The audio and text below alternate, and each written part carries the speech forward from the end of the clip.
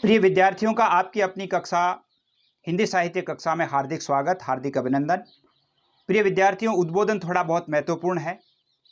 इसमें हम 2-3 बातों की चर्चा करेंगे, जैसे आपको पेपर में क्या-क्या करना है, पेपर को हल करते समय कौन सी सावधानियां रखनी है।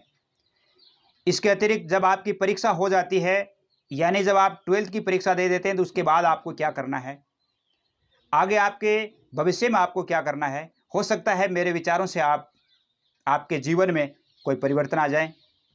तो सबसे पहले तो मैं सभी विद्यार्थियों का हार्दिक स्वागत करना चाहूँगा कि राजस्थान के सभी विद्यार्थियों ने इतना सम्मान देकर के और सोशल मीडिया से या अन्य किसी माध्यम से संपर्क करके और अपने जो अनुभव है वो मुझसे साझा किए कि हमारी तैयारियां कैसी है, किस प्रकार हम तैयारी कर रहे हैं और कैसा वीडियो मुझे बना करके आपको देना चाहिए।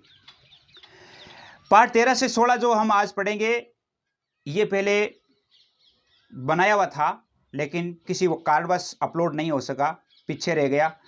तो बार बार विद्यार्थियों ने अपने प्यार भरे आदेश में कहा कि सर वो 4 पाठ भी आप अपलोड करें।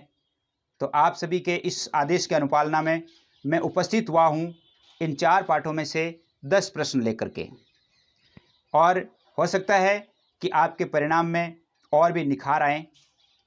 बात यह कि आपको जैसे इन प्रश्नों के उत्तर तो आते ही हैं, ये पाठ भी आपको याद हैं, लेकिन कई बार ये होता है कि जिस शैली में हम लिखना चाह रहे हैं उस शैली में उत्तर नहीं लिखा जा रहा है। और जैसे मान लो आप पढ़ रहे हैं, उस पढ़ते समय कई शब्द ऐसे होते हैं जो आपके जहन में बैठ जाएं, मुझे भी ऐसे शब्दों का प्रयोग करना चाहिए, जिससे ये एक हुनर होता है, ये एक स्किल होती है साहित्य की, जिससे आपके अंक बढ़ें। तो सबसे पहली बात जो आपसे करना चाहूँगा वो ये है कि जो विद्यार्थी शिक्षा विभाग में रुचि रखते हैं, जैसे मान लो हिंदी साहित्य की परीक्षा के साथ ही आपके सीनियर की परीक्षाएं समाप्त हो जाएगी, उसके बाद आप क्या करेंगे। तो मैं आपसे कहना चाहूँगा कि जो विद्यार्थी शिक्षा विभाग में रुचि रखते हैं उन विद्यार्थियों को बीएसटीसी का आवेदन करना चाहिए, और वो आवेदन करके यही समय है, इस समय में आप अच्छा हासिल कर सकते हैं, शिक्षा विभाग की एक सीढ़ी प्राप्त कर सकते हैं। और ये समय है, तुलसी जी ने कहा था, का वर्षा जब कृषि सुखाने, समय चूक पुनि का पछिताने। तो समय चूक जाने के बाद फिर पश्चाताप शेष रहता है। तो अभी भी आपके पास समय है। दूसरी बात, जो विद्यार्थी कॉलेज शिक्षा में आगे बढ़ना चाहते हैं कि नहीं मुझे ग्रेजुएशन करनी है, स्नातक शिक्षा अर्जित करनी है, तो उनके लिए भी बहुत सारे अवसर हैं। जो विद्यार्थी साहित्य में रुचि रखते हैं तो उन्हें समर्पित होकर के साहित्य का अध्ययन करना चाहिए। साहित्य का जब समर्पित होकर के अध्ययन करेंगे तो उसका परिणाम बहुत अच्छा होगा। और साहित्य अपने जीवन का एक ध्येय भी होता है। साहित्य का अध्ययन हमारे लिए एक सकारात्मक प्रवृत्ति का एक परिचायक भी है। तीसरी और अंतिम बात आपसे करना चाहूँगा कि हिंदी साहित्य का पेपर है, अब पेपर में आपको क्या करना है। वैसे हिंदी साहित्य का संपूर्ण कोर्स, यानी 25 वीडियो, में बार बार कहता हूँ कि 25 वीडियो में संपूर्ण हिंदी साहित्य अपलोड कर दिया गया है। थोड़ा सा ये 4 पार्ट रह गए थे, आज ये 4 पार्ट भी पूरे हो गए।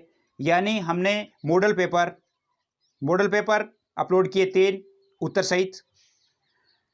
इसके अलावा 1 वीक सीरीज जारी की गई, 1 वीक सीरीज में ये 4 पार्ट भी शामिल हो जाएंगे उसी 1 वीक सीरीज में।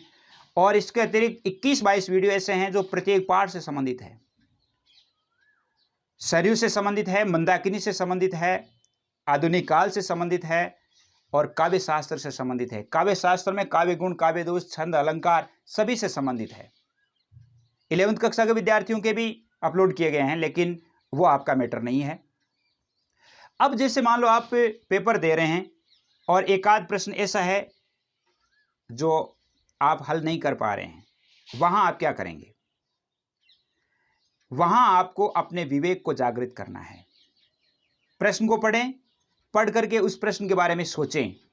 मनुष्य का जो विवेक होता है, विद्यार्थी का जो विवेक होता है, वो ये 75%, 75% से अधिक उस प्रश्न को भांप लेता है, उस प्रश्न का उत्तर दे सकता है। यदि आप विवेक काम लेंगे विवेक से काम करेंगे तो आप उस प्रश्न का उत्तर दे पाएंगे, क्योंकि आपने पढ़े हैं, सारे पाठ पढ़े हैं, बहुत अच्छी तैयारी की है।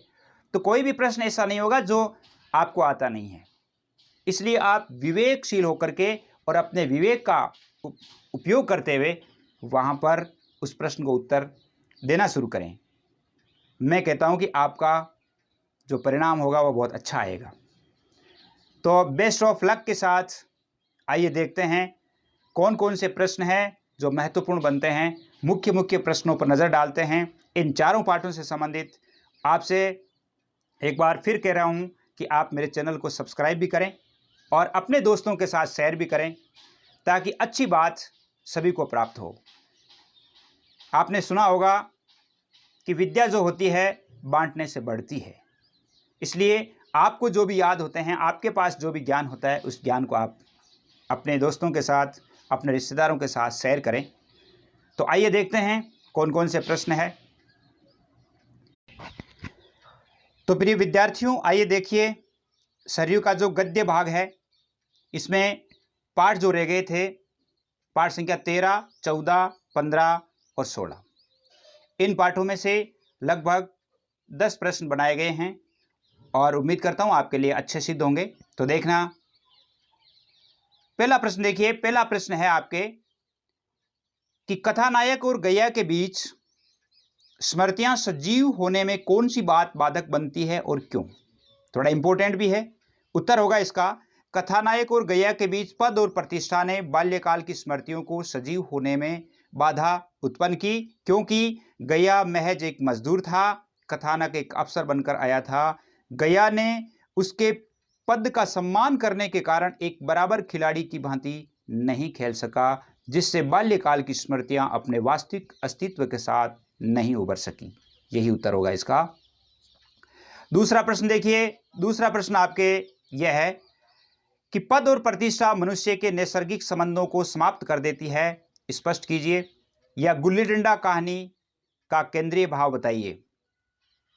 गुल्ली डंडा कहानी जो है, इसका केंद्रीय भाव क्या है। इससे में आप दोनों में ही इसका उत्तर लिख सकते हैं। देखिए, उपन्यास सम्राट, उत्तर को लिखते समय इस प्रकार शुरू करना है। उपन्यास सम्राट मुंशी प्रेमचंद द्वारा लिखित पाठ गुल्ली डंडा, इसे इन्वर्टेड कोमा बंद करना है। कहानी बड़े कौशल से इस सच्चाई को चरितार्थ करती है कि पद और प्रतिष्ठा मनुष्य के बीच नैसर्गिक संबंधों को समाप्त कर देते हैं। कथानायक और गैया दोनों बालसखा है। बाल्यावस्था में दोनों बिना किसी भेदभाव के खेलते थे। कथानायक थानेदार का लड़का होकर भी एक गरीब परिवार के लड़के से हार जाता है। गैया बिना किसी डर के कथानायक की पिटाई भी कर देता है। बालकों में किसी प्रकार के जाति, पद या मजबूत पारिवारिक पृष्ठभूमि, प्रतिष्ठा का कोई मूल्य नहीं होता है।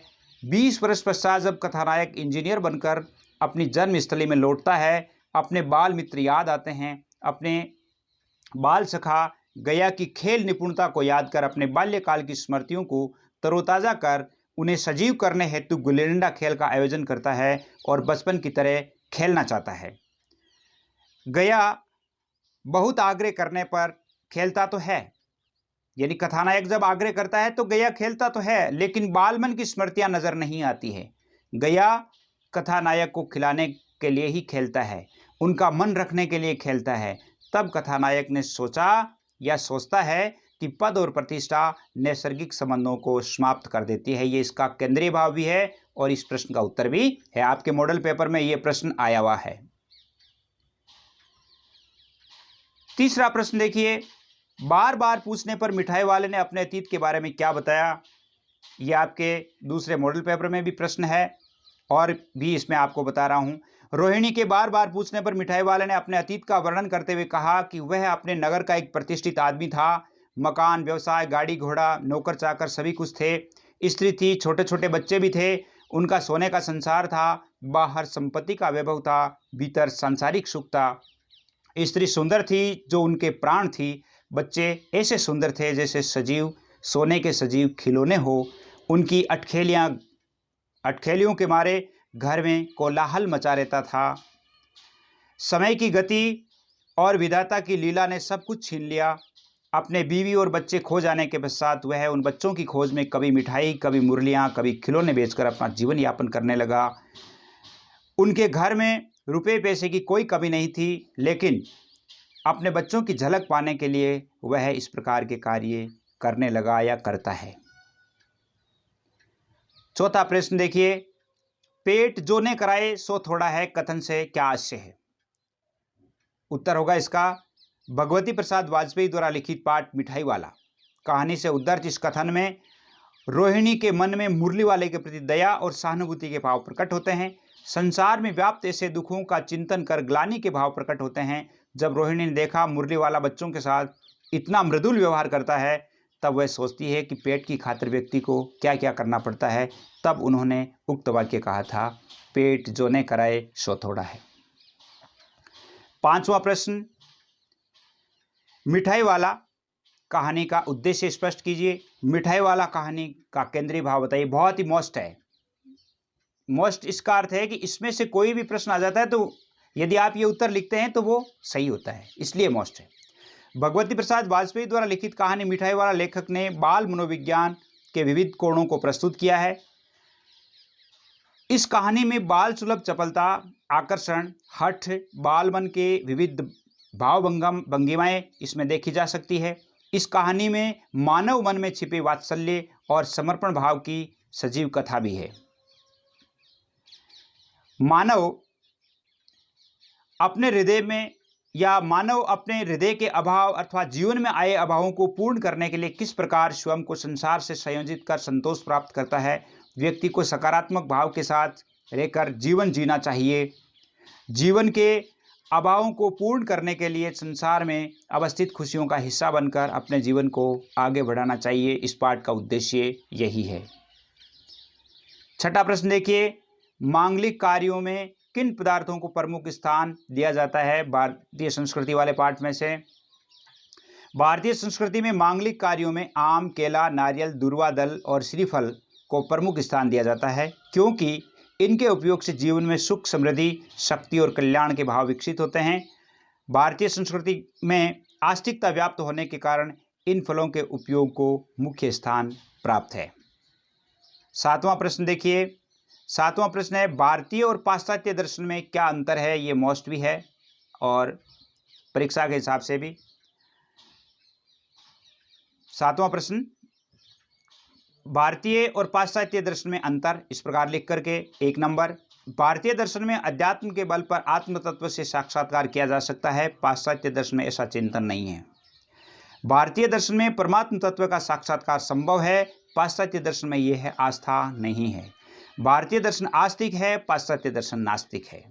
भारतीय दर्शन में आध्यात्मिकता, नैतिकता को महत्व दिया गया है, पाश्चात्य दर्शन महज भौतिकवादी है। ये अंतर है, ये अंतर आपको लिखने हैं। आठवां प्रश्न देखिए, आठवां प्रश्न में भारतीय संस्कृति में प्रेम की विशेषता सोदाहरण बताइए। भारतवर्ष पर प्रकृति की विशेष कृपा रही है, विशेष कृपा रही है। यहाँ सभी ऋतुएं समय पर आती है, ऋतुएं अपने अनुकूल फल फूल का सृजन भी करती है। भारतीय ऋषि मुनि वन में रहा करते थे, क्योंकि वन में अपने अध्यात्म को अधिक मजबूत कर सकते थे, अपना आत्म कल्याण कर सकते थे, अपने आत्मबल को विकसित कर सकते थे। प्रकृति से उनका अधिक लगाव था, इसीलिए पेड़ों में पानी देना, उनकी देखभाल करना भी आवश्यक माना गया है। ये उदाहरण है, आवश्यक माना गया है। भारतीय संस्कृति में पशु पक्षी, लता वृक्ष, तपोवन मानव जीवन के अंग माने गए हैं। यहाँ पर्वतराज हिमालय को देवतुल्य मानकर उसकी पूजा की जाती है। भारत में बहने वाली गंगा, यमुना एवं अन्य नदियों की माता की तरह पवित्र मानकर पूजा की जाती है। यहाँ प्रतिदिन नैमित्तिक कार्यों में सूर्य और चंद्रमा के दर्शन करना मानव जीवन के लिए अत्यंत शुभ माना गया है। यहाँ गाय को माता मानकर उसकी पूजा की जाती है। इसी प्रकार विभिन्न प्रकार के पेड़ यथा पीपल, बरगद और अन्य पेड़ों की भी पूजा की जाती है। इस प्रकार भारतीय संस्कृति में प्रकृति प्रेम की विशेषता विद्यमान है। इसका उत्तर। नौवां प्रश्न देखिए, दिन दस फूला फूल के खंखड़ बया पलास, पंक्ति का भावार्थ बताइए। शीर्ष के फूल पाठ का केंद्रीय भाव बताइए। शीर्ष के फूल पाठ का उद्देश्य बताइए। इन तीनों में से कोई भी प्रश्न आए। आचार्य हजारी प्रसाद द्विवेदी द्वारा लिखित शीर्ष के फूल जैसे शिरीष के फूल जहाँ पे आता है उसके लिए अंडरलाइन भी कर दीजिए। से उद्धृत इस पंक्ति का आशय यह है कि हमारा जीवन और हमारे आदर्श कालजयी होने चाहिए। जैसे प्लास का पेड़ मात्र 10 दिनों में फूलकर अर्थात हरा भरा होकर पुनः खंखड़ या ठूंठ हो जाता है या पत्तियों से विहीन हो जाता है, पत्तियां झड़ जाती है, जबकि शिरीष का पेड़ लंबे समय तक हरा भरा रहकर प्रकृति की शोभा में वृद्धि करता है, चराचर को सुख सुविधाएं देता है। ठीक उसी प्रकार मानव जीवन भी ऐसा होना चाहिए जिसके आदर्श सदियों तक अमिट हो और मानव सृष्टि का मार्गदर्शन करे। 10वां और अंतिम प्रश्न है ये, लेखक ने शिरीष के फूल को कालजयी अवधूत क्यों कहा है? मोस्ट भी है, परीक्षा की तरह भी।